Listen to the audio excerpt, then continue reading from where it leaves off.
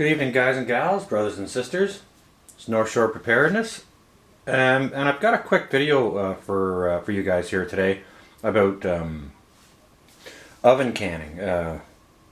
Dry canning, oven canning, specifically oven canning. Okay, now you can dry can with a food saver or like a vacuum sealer that has the attachment.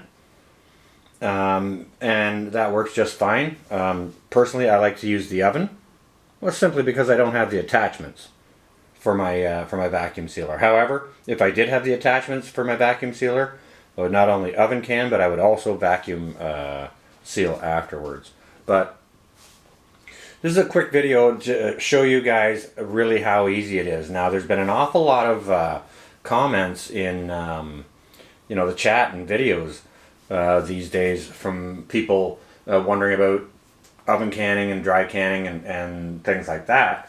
And this is this is another really efficient way to store your dry goods. Now, bear in mind dry, okay, dry as you can possibly get it. A very great way to store your dry goods for either midterm or long-term storage, okay, and it's not hard to do at all. So I'm going to take you through it. All right, and it's as easy as this. Okay, let me just let me see what's going on in the viewfinder here to see where I need to be.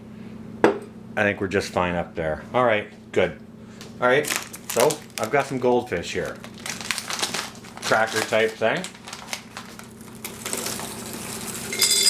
and so we're just gonna dump them into the jar. Now, what you want to do with your jars is the day before you do this, you want to wash and rinse your jars thoroughly. Let them dry. You want them dry, okay? Hence, dry canning. You want no moisture at all. And what you want to do with your jars, before you do this process, is you can go ahead and pop them into a 225 degree oven for a half an hour or 40 minutes, and that'll sort of help pasteurize the jars and sterilize that for you, okay? So, we've got some goldfish here. Here we got a half a bag of pasta. These are these little shells. Yep, we can dry can those in the oven as well. And you literally pour them into the jar.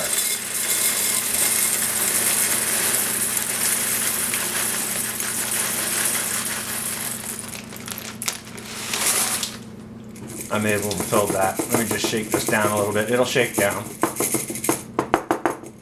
Same with this. This will shake down a little bit if you give it a shake. Alright, so there's that. Those two items. And here we have some quick oats that we're wanting to extend the shelf life on. Because these are actually a little over. Where did I see the date on these? I think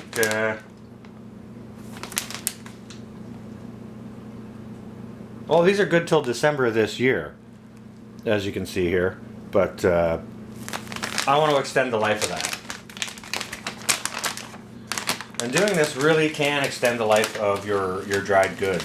And I'll give you a prime example here once I get this jar filled, okay?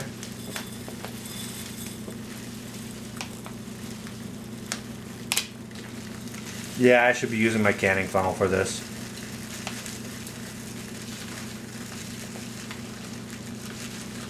However, I am not today. That's quite alright. If I make a mess, I'll pick it up. And then just give that a shake.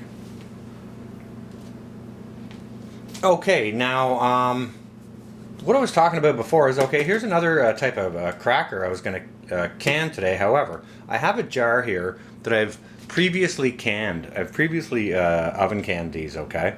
Now, this is a sleeve of crackers. Out of this box here, these Premium Plus soda crackers, you use them for soup. This is a jar that I had previously oven canned, okay?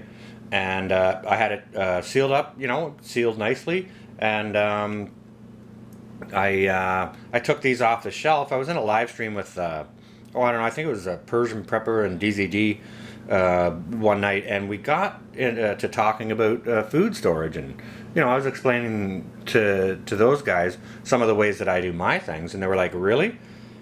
I was like, "Well, yeah." So I went and I pulled this jar off the shelf, and I opened it up, and I took a cracker out, and I ate it, on cam. It was nice and crunchy, and now these crackers, when I put them into this jar, were stale. They were kind of soft. You know how crackers kind of lose their crunch? So dry canning your crackers is something that you can do even with stale crackers, and it will revitalize the cracker and then seal it and preserve it. Okay? So what I'm going to do is I'm going to re-can these today, okay? So I'll just take the lid off. And what we're going to do with these lids here is we are going to pop those into the oven once, shortly before these items come out of the oven, okay? So what you want to do is you want to go ahead and you want to use a dry paper towel for this, okay? Dry paper towel, dry cloth, whichever, just to wipe off any dry bits that may be left on there, okay?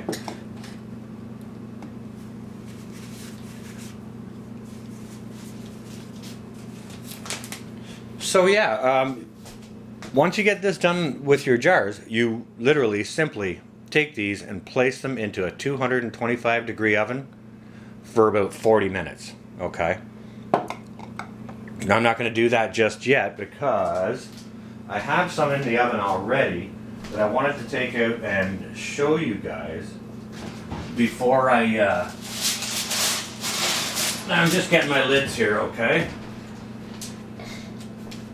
I got a towel on the table so I don't burn it because I've already burnt it, as you can probably tell. Okay, so that's our lids. Now what you want to do with these items is you want to pull them out of the oven one at a time and get a lid on it straight away, okay? Using your hot paws. We don't want to burn ourselves. Think safety, okay? Alright. So, first item. Straight onto the cutting board. Hot lid and ring. Put it on and screw it down a little bit stronger than finger tight. You don't want to crank right down on them, but you don't want to, have it all floppy. Alright, what do we got here? Got some goldfish, some more quick oats here, and these will seal up fairly quick, guys. It won't take long at all for these to seal.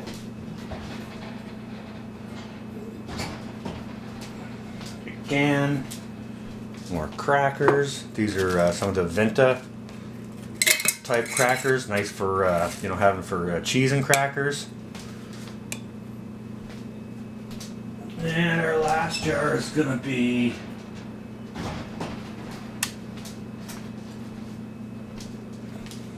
these are nice. These are the flip sides. The pretzel on one side crackers. Those are really, really nice.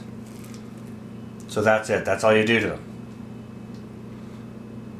And after a bit of time, they should seal themselves not too badly. So I'm going to take the rest of these lids. I'm just going to set them on here. On this tray, ready to go into the oven. And I take my other jars and put those into the oven.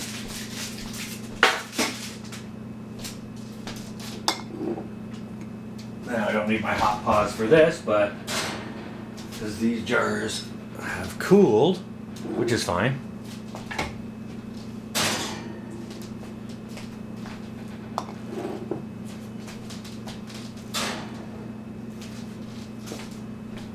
And our pasta. Now there's all kinds of things you can dry can like this, guys.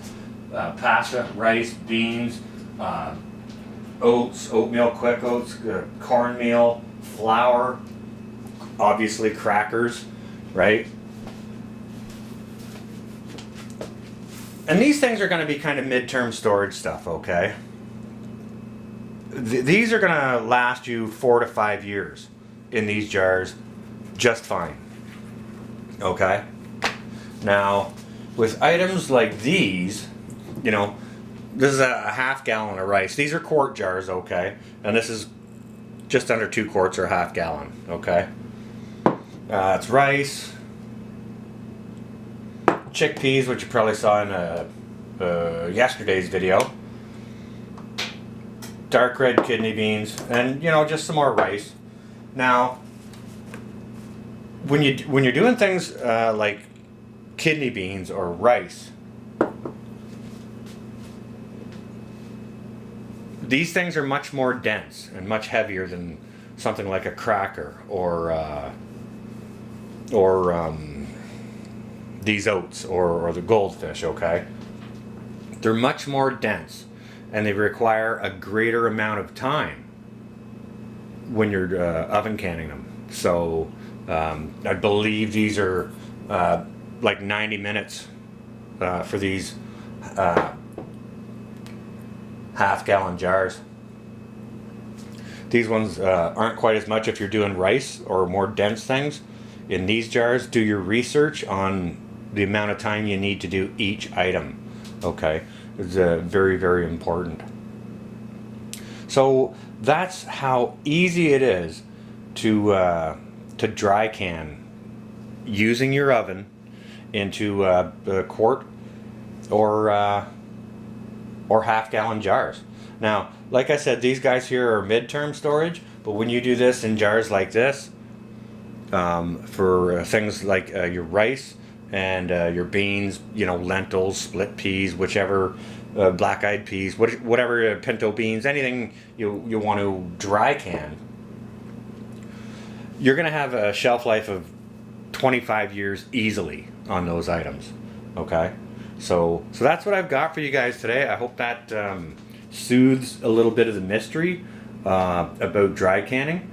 Now, I particularly wanted to show you these items here today, like crackers and lighter items. Now, I do have another video on dry canning rice and beans for long-term storage. What I'll do is I'll go ahead and I'll leave a link in the description below if you guys would like to go and check out that video as well for the timings on the rice and beans and such and whatnot, okay? So I hope you guys find that informative. That's what I got for you guys today. If you've got some mason jars at home, go on ahead and you know, use them for this. Now this is one application where I will reuse my flats. Okay, if I've canned something before, if I've got a flat that I've used previously, I will reuse my flats and rings for dry canning. But you know, there's very, very specific things I'll only use my reuse my lids for. All right, so that's what I've got for you guys. I hope everyone's well and safe. You guys have a great Tuesday evening, and we will see you throughout the week. This is North, out.